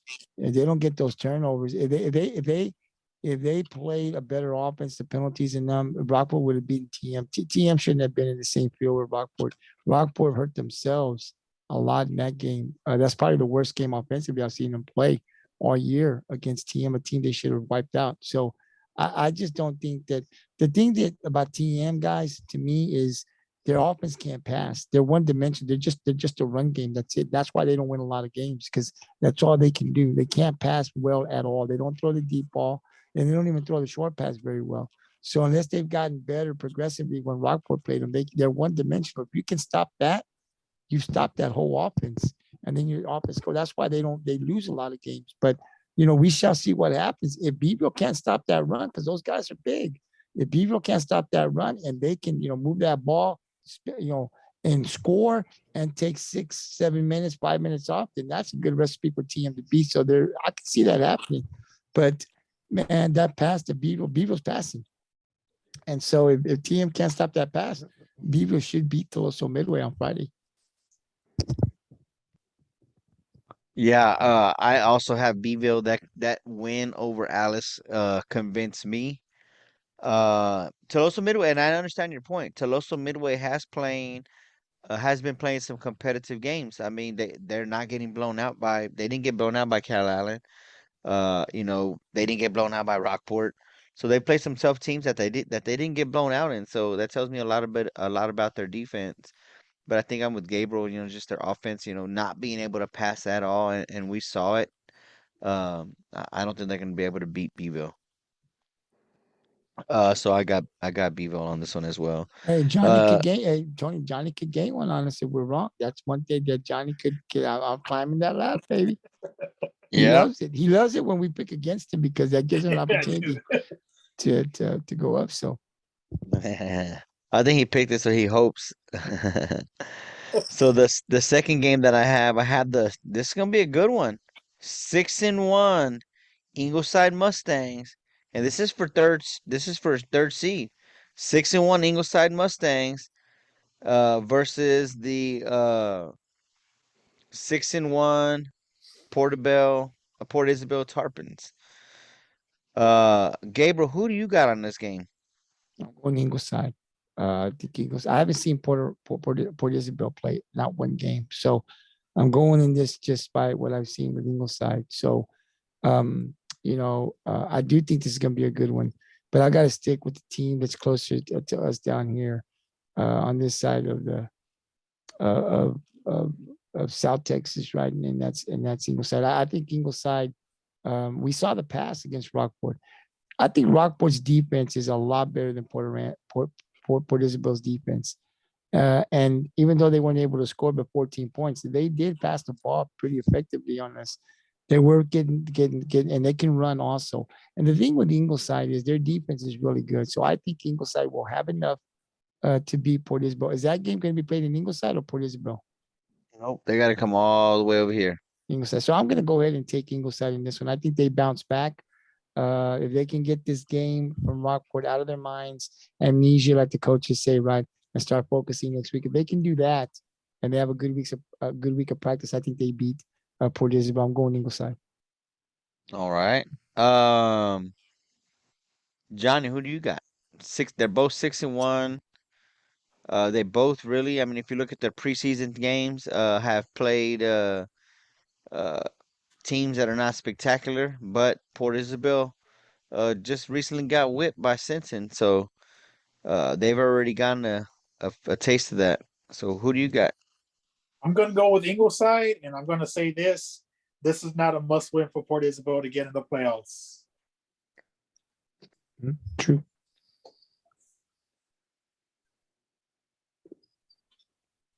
Man, you made that too fast. I didn't get a chance to finish my food. Yeah, I got Ingleside on this one as well. No, you're right. This is not a must-win for Port Isabel. They're in the same boat. All the Valley teams are in the same boat as West Oso. You got to win 4 games. You got to beat the other 3 teams. You got to beat the other Valley teams. You got to beat Robstown. You got to beat West Oso. So it's four seed is going to be for any of those teams that can win 4 games. So they don't have to win this game. They lost to Sinton already. They don't have to beat Ingleside. They don't have to beat Rockport in week 10, but they got to win in week 11, but they got to win in week 10. So we'll see how that goes. I think they've already beaten Raymondville, right? And Rio Hondo. I think they've already played those teams. Is that correct? Do y'all know? I know they played at least one of them. Well, anyway, so you're right. This is not a game that they have to win, and I will say that team does have to travel the furthest. Port Isabel is the furthest away, so we will see how that goes. But I pick Ingleside as well. Uh, the game 3, to me, and we talked about this, deliberated about it, went back and forth about it, and we changed it to our game of the week. And before I say who these teams are, the reason we got them as the game of the week is because this district, this 5A district here in our area, is wide open for anything to happen. We got 4 teams fighting for seed 3 and seed 4, and the tables have turned. Some of those dominant teams that we've seen in the past are fighting for a playoff spot this year. So in this game of the week, we have the 4-3 Moody Trojans versus the 4-3 Victoria West Warriors. and they're coming into town to play Moody. Um, Johnny, who do you got? You want to hear my pick first? Would that help you out? Yeah, I know Steve does that. I got yeah. Moody. I got Moody. I like the way Moody's playing. I like the way they played the last 2 weeks, and I got Moody, man. I feel like most a lot of my aunts and uncles went to Moody, graduated from Moody, and then they always talk about Moody Magic, and I think this is gonna be one of those Moody Magic football seasons for them. Okay, okay. Um, dude, this is tough. This is a good one. This is a real good one. Well, I think I'm still gonna stay with my circle. And Moody Magic only works for baseball. It don't work on the football field. So I'm gonna go with Victoria West on this one. Right? They did used to say it only in baseball, but I'm saying this year they're gonna have Moody Magic in football because it's tough to compete in the district that they get stuck in the last 5 years. They've been stuck in one of the toughest districts in South Texas for the last 5 or 6 years. So this is a season where they're looking good enough to be a contender in that district and make a decent playoff run. So I That's a got good you. game. This is a good one, dude. That's gonna be a good one. All right. So I got Johnny for Victoria. I got Moody. Gabriel, who do you got? Where are they playing the game at? And they're coming to town. They're coming to Corpus. I'm taking Moody. I think Moody might be able to pull it off. Although I think Victoria West will be tough, but Moody's playing good. Yeah, the one thing you got to worry about Moody, uh, Tony, is Victoria West has got some impressive wins, right? But Moody's been very competitive, and they've been playing. And you talked, I think, about Betts and Moody being close. I think it's what you said earlier. So Yeah. I think Moody is going to come into this game. They feel really good about themselves. They feel like they can win. They're still in a hunt. They still got something to play for too. Both teams do. Both teams are still trying to vie to get this win, to get one step closer into the playoffs. So they both got something to play for and lose if they lose. So it's going to be a good one, like Johnny said. Man, this is up for grabs. I can see both teams winning. You've got to pick one, and I'm going to go to the team that's closer to me, and that's the Moody Trojans. And I hope that they can get the win on Friday. All right. So the next game that we have on our list, we have the 5-3 GP Wildcats and the Victoria East Titans are coming into town at 4-3. Johnny, who do you got? I'm gonna go with GP. Recently I jumped with them, and I'm going to stick with them for a good while. All right. I also got GP. I said that they're probably going to be number 2 in that district earlier in the season, and I still believe that. This is the game that they have to win to make that to seal that second seed. And I think they get the win. So I also got GP as well. Gabriel? Yeah, I think you got to go with GP, which is what I'm going to do. These guys have been impressive uh, for the last 4 or 5 weeks.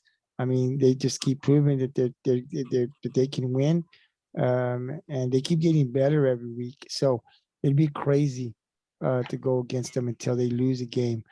So until that happens, I think you got to ride the momentum and go GP, man. I think they're going to go. Is this game important, or are they traveling to Victoria? Because I think that'll make a difference too. Victoria East is coming to Portland.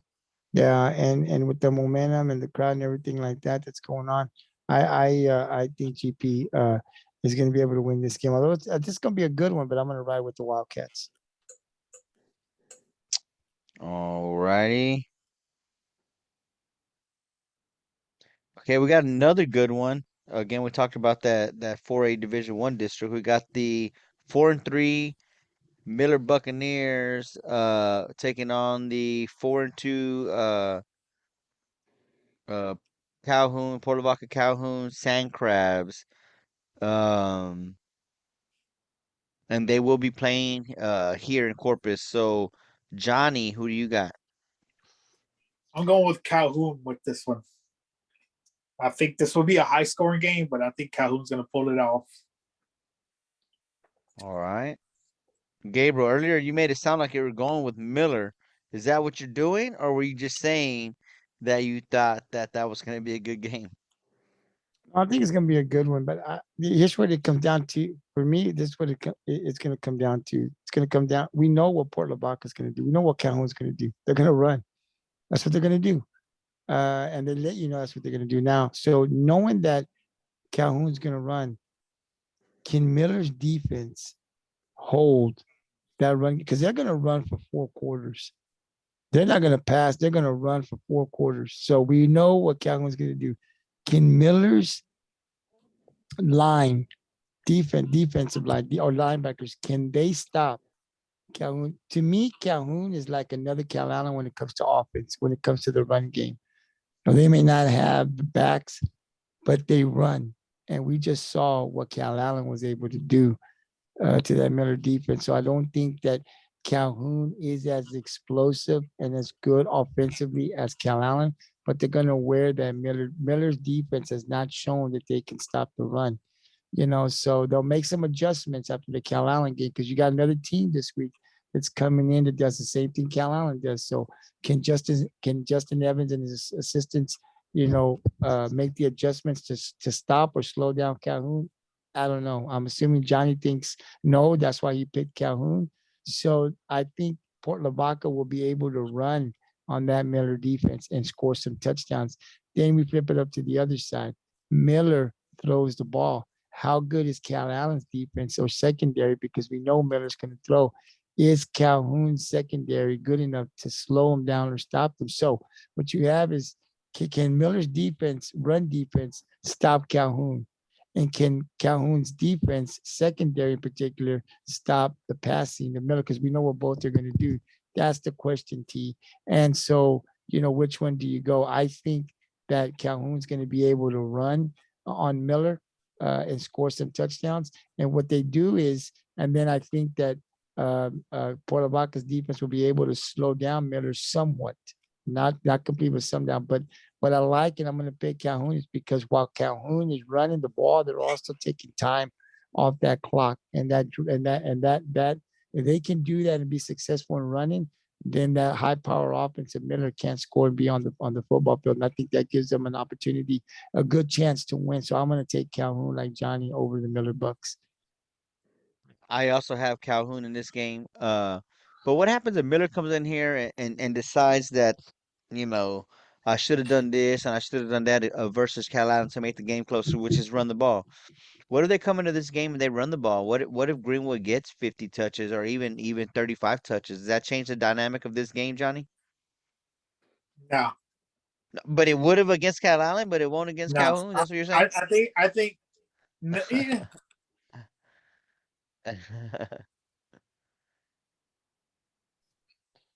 I think it changes the game. I think it does. If they come in and they run the ball, look, if you let Calhoun control the clock, then they will. But if someone, because they don't score fast, if the other team does it to them, it's tougher to score Yeah, points because they're but not gonna throw the ball. They have like, what did we say the last time, like 4 passes on But the whole but the season. thing is, what the point you brought up is Calallen has a defense, but Miller don't. So Calhoun will run all over Miller. Miller's not going to stop the run of Calhoun. The point I made, and if they're going to try to run, that's not Miller's. That's not Miller this year. That's never been Miller. And for them to keep up with Calhoun, they're going to have to go to the air. Calhoun don't have a great defense themselves. I'm pretty sure their pass coverage and that's not that great. The teams they play over there, they don't go to the air. It's all ground game. But you're trying to compare that when I was talking about the Calallen game as far as Greenwood having 35 carries. That was basically just to keep Calallen, positive, on the mind, but Calallen has a defense, a pass defense, and a rush defense. Something Calhoun don't have. I mean, something that Miller don't have. Miller or neither one of the teams have really a dominant defense, but Miller's offense attack is the air, is the air, and that's the only way they're going to keep up with Calhoun. And here's the other thing, guys, is that that's not Justin Evans and Miller's offense, and I think what Coach Evans is trying to do is prepare his quarterback when they get into the playoffs. Greenwood is not. He's a short. They use him a lot for 3rd down and 1, 4th down and 1. They use him, but he's not part of their offense. For Coach Evans and his team to get better, and for this quarterback to develop like the way they want him to develop. Because here's the deal, guys. If you start running the ball, if Justin Evans in the middle of the season decides I'm not going to pass no more, I'm going to start running Greenwood. I'm going to give him 20 plus carries so we can win the game. It stunts the growth of what he's trying to build with this quarterback for the next 2 years and the rest of this season. See, he's almost stuck like I have to pass. That's who we are, win or lose. Now, he might run Greenwood a little bit if they're ahead to keep the lead. But in order to get the lead, he's going to run the first 3 quarters pretty much. He's gonna try to air it out and try to win that way. Now, if in the 4th quarter they're ahead, this guy's still a sophomore. He might, then use Greenwood, but he's gonna run. He's gonna pass, and I think they'll score. But Calhoun, if they're able to run effectively, are going to take time off that clock. Which, if that Miller offense is on the sideline for 5 or 6 minutes, can't do nothing. So I think it's a good recipe for Calhoun to win. And I'm with Johnny. I don't think Miller's defense is going to be able to stop Calhoun simply because Calhoun is just like Calallen. We saw what Calallen did to them. Now, they scored 33 points on Calallen's defense. So, they might be able to score because we talk about how good Miller's Calallen's defense is, and they scored 33. Calhoun's defense isn't as good as Calallen. So, we'll see what happens. It's either going to be the pass or the run. But I'm going to stick with the run and think Calhoun's got enough to beat Miller. But like I said, it's going to be a high-scoring game on both sides. I think it is. Hey, last year, I was just looking it up since you said that. Last year, this game was decided by 1 point. Mhm. It was 77-76. Yeah. That was the Calhoun Miller score last year. So, Mhm. yeah, I No think it will defense. be a high-scoring game. We will see. In that game, Calhoun took the win by 1 point. So we'll see how it unfolds this year. Both of them are fighting for a number 2 spot. So whoever wins, most likely going to be in the number 2 spot. So this is an important game for them. So we'll see. Game number 6 on the gridiron, we have 2 and 3 Bishop Badgers going into Lyford at 5 and 3. They're playing in Lyford. Johnny, who do you got in this game? I'm going for the upset. Is that Bishop? Going for Bishop.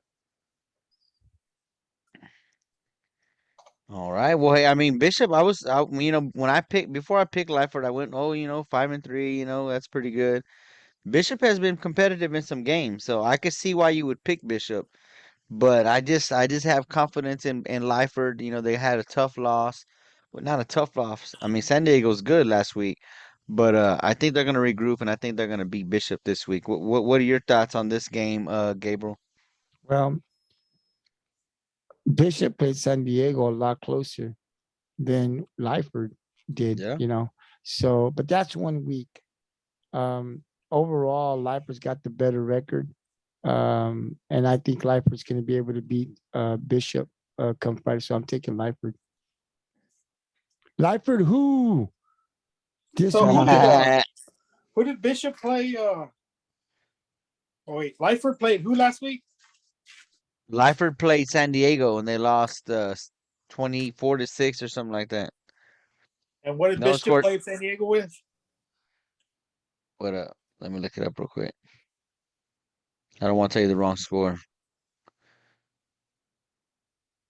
So Lyford played San Diego. It was 24-6, and then it was 28-21 on that San Diego and Bishop game, and that was just 2 weeks ago. So, And I want to say, if I can remember correctly, I want to say that San Diego came back. It was tie, and San Diego scored at the end. Is what I want to say. So it's not like Bishop had to play from behind. So And that's who? what made me pick Bishop. So we're talking high about Lyford earlier. I think Bishop has this one. All right, we'll see. Game number 7. This is a game of just a mercy game. I don't think any of these teams are going to the playoffs, but we're going to talk about them anyways because it should be a competitive game nonetheless. It should be a competitive football game. We got the 0-7 King Mustangs at the 1-6 Ray Texans. Um, Johnny, who you got in this one? Dude, this is hard. I'm not gonna lie, it was hard going back and forth with this. Who they play? They got both blown out by this team. They both got blown out by that team. And they both got home field advantage because they play on the same field. So, but I'm just gonna go with King. I'm gonna go with the Mustangs. I went with the 0-7 Mustangs as well. That's who I picked. I think they're gonna get their first win, even though Ray has one win. I don't even know who they beat. I just looked at their record and they were 1-6. I don't know who they beat, I think they but beat they beat. Carroll. Oh, okay. So they've already played Carroll. Okay. I don't think King has played Carroll yet, right? Probably not. I don't think so. No. Okay. No, Carroll have a Well, win. Neither yeah, does I'm gonna. King, so they haven't played each other yet. Yeah. So I'm gonna go with King. Gabriel, who do you got? King. I'm gonna go with King as well. Man, you're not gonna. Ray's already got a win. They beat. Now they can keep that win too, as far as I'm concerned. I think King's better. We saw King. We played against King. We saw what that offense can do. So unless they have injuries that we don't know about, I think King's got a good chance. Even though Ray's got one win, I think King will beat Ray on Friday. Well, I know you said we saw what King can do. King should have never did what they did. Those things should have never happened. That should have been. I mean, we beat them 65-24, but they shouldn't have scored any points. So, anyways, uh, game number 8. This is a team that we've been talking about because this is a team that if we get past the first round, that we got to see in the second round. We got the 6-1 Cuero Gobblers going into Navasota at 3-4. I'm pretty sure I know what you're gonna say, but I'm gonna ask you anyways. Johnny, who do you got? I got to go with Cuero. I figured that. Gabe? Cuero. I'm going with Cuero.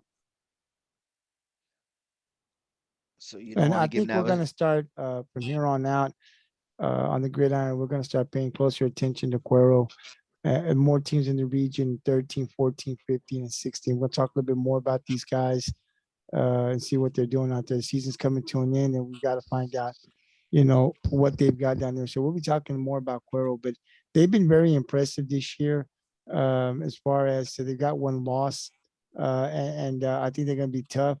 And so I think they beat Navasota. Navasota's not having the greatest year this year.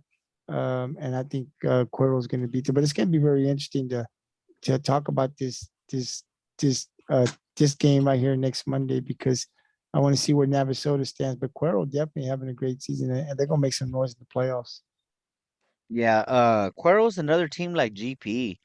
They win state a few years ago, like 3 years ago or something like that. And then man, they really had some 2 off years. I mean, they really weren't very competitive. And then all of a sudden it's like, damn, where did this team come from? It reminds me of the kind of season GP's having. So I mean, definitely got to keep Cuero on our radar if you're a Pirate fan. Well, look at this Or too, Tony. Look at this too. The last week, it'll go down. I think maybe to the district guys.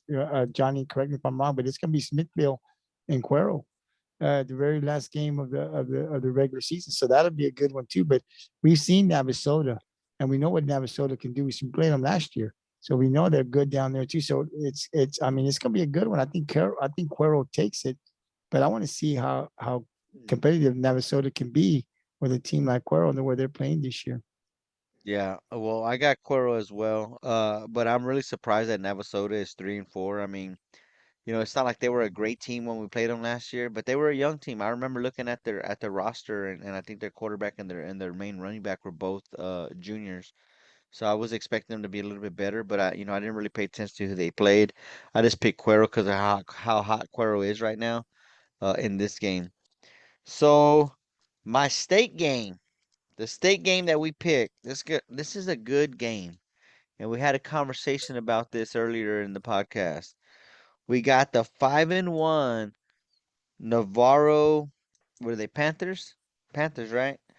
At the Wimberley, the 5-2 Wimberley Texans. Johnny, who do you got? What do you got, Tony? You want to know who I got? I want to know who you got. You think I'm gonna change it or what? I got Navarro. I got Navarro. Even though, like I said, whoever wins in the regular season, if they meet again, the other team wins. It's happened the last 2 years. And it was Wimberley, I think, was the one who won last. No, Navarro won last year. Wimberley won the year before, whenever we lost to them. Uh, but I just feel like Navarro's. I mean, they played really good against a good Well, I thought was a good Port Lavaca team. I don't know when they lost, but I don't know. I got Navarro. And who has Cuero lost to? I think they lost to Wimberley. No, Wimberley or Navarro? Navarro. Yeah, yeah, So I saw because that. of that, I'm going with Navarro. Ah, you seen that? That's why I picked them. Gabe, who do you got? Yeah, this is a good one, guys. And these two guys, it doesn't really matter. I know the win. It really is probably what changed all three of our minds. Just the win that Navarro had over Cuero, just simply because Cuero's got one loss, and that's the only loss they had. They've been very good this year, so Navarro beating them is very impressive. Wimberley beat them too. Oh no, they lost. I'm lying. Cuero almost Um, shut him out. That's right. but here's the deal. I think the deal here is that these two teams, you can throw the records in what they do. They play each other every year, twice every year. In the regular season in district, and then they meet each other again in the playoffs. So you can throw all that out the window. It's just a matter of, they're going to play tough each other. It didn't matter if Navarro beat Cuero. Wimberley can still beat them. Um, but I understand where you guys are coming from because Cuero is so good this year, and that win that Navarro has over Cuero that Wimberley doesn't have is why all of us should pick Cuero.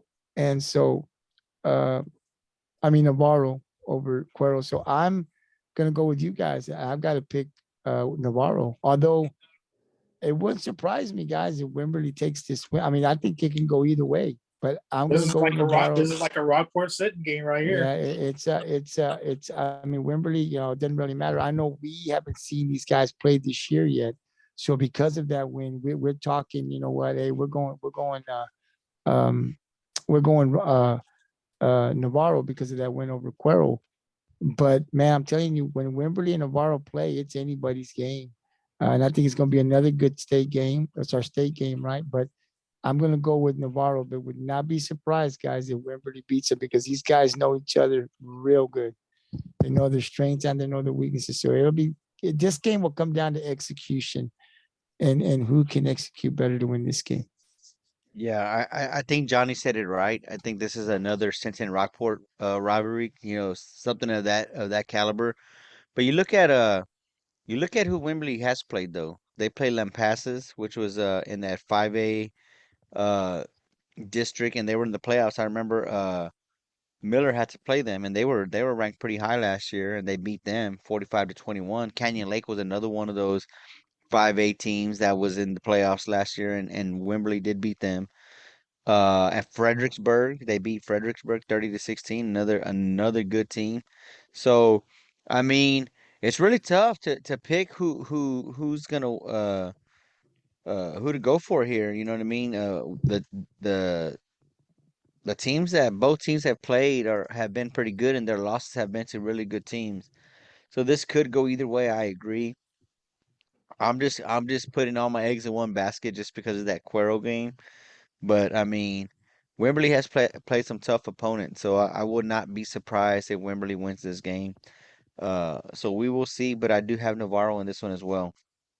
28-21. And 28-21. What was it I'm writing it last down. year? You know what? 28-21. Last year when they played, it was 24-22. That's how close this game was last year. And Wimberley lost to Navarro. So and then Wimberley beat him in the playoffs. So see what I'm saying? Yeah. Navarro beat him in the regular season and Wimberley beat him in the playoffs. So that's the way they did it the last 2 years. Well, Gabe, that is all I have for the week 9 predictions. Um I'll let you close it out unless Yeah. you got something else. No, Tony, thank you very much for taking us down to break down and preview. Man, really, I'm glad you're able to do that. And guys, this is going to be a really good a preview. There's some really good games. District, a lot of things up for grabs for a lot of these teams that we talked about in the bigger schools and the smaller schools in our area. And then of course we're now getting out of our region with bringing in Cuero, Wimberley. These are teams that the 4A Division Two. Some of these teams that we'll be seeing. So that you're going to see more of these teams. If as we get closer to the teams that are in the playoffs, these teams that are not going to be in the playoffs once they're eliminated, will go out of our coastal bend area to start, picking some of these teams to see what they can do as we get into the playoffs, and then as we get into the rounds of the playoffs, leading us all the way to the championship game in Dallas. But again, guys, great job. I think there's gonna be some good teams. I'm gonna be putting up the polls tomorrow all day and Wednesday. So be looking out on the Gridiron 64 Facebook and Twitter page, and you'll be able to see all the teams that the nine games that were on our schedule. You're gonna see them on the Gridiron Twitter page and Facebook page. I would encourage you guys to vote. You don't have to put a comment. You just got to vote with your teammates. It's anonymous. You don't know who voted. Well, it's not anonymous because you get to see who it is, but you don't have to comment. Just take some time and vote. For your team if it's one of your teams, and share it, guys. Share it. Share the poll. The more shares it gets, the more people it reaches, right? So I share it to my own private personal page, and then it's on the Gridiron. But when you guys get it, share it. Share the poll. It's shareable. Share it so that other people can see it, and we can continue to grow. Because we're going to do this polls on for football, the Gridiron 64. We're going to do it on our page. But when we get into basketball, we get into softball, we get into baseball, the polls are still going to continue, but they'll switch over to GT Sports Unlimited. So be looking out for it.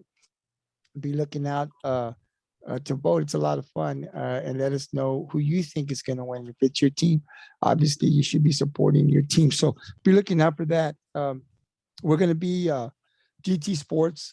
We'll be traveling tomorrow to Sinton. We'll be live streaming. GT Sports will live stream. The Sinton are the Rockport-Fulton volleyball girls. Will be traveling to Sinton to play the Sinton Lady Pirates. It's a big district game in volleyball. They're still up there trying to get first place. So nothing's been set yet. So this is a big game for both schools.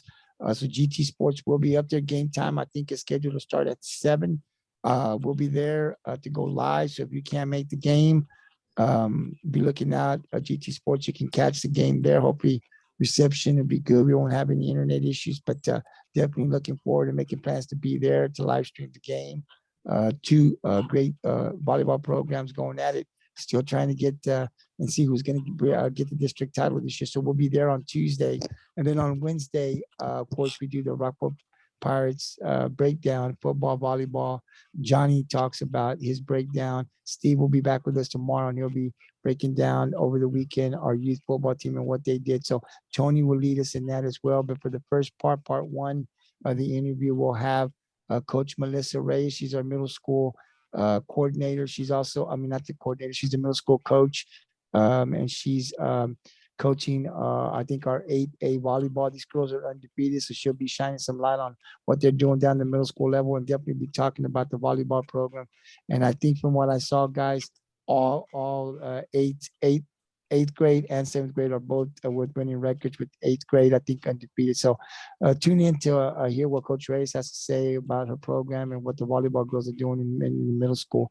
I think our volleyball program is going to be good for many years to come.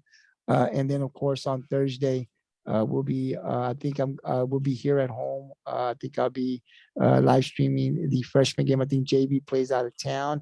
Freshmen play here. I might have it the other way around, but I'll be able to only stream one game. And then, of course, Friday, we'll be traveling to West Oso. GT Sports will be live streaming that game live from West Oso. So we've got a lot going on, guys. Thank you very much. I will see you guys. If you guys want to travel with me tomorrow to Sinton to watch the volleyball game, just send me a text, let me know. If not, I'll see you guys back on Wednesday at 7 o'clock, not 7:30, 7 o'clock, where we'll have Coach Melissa Reyes join us on the podcast. So until then, guys, thank you very much for your time. Have a good night. And if I don't see y'all tomorrow, I'll definitely see y'all on Wednesday. Have a great night, guys, and peace out.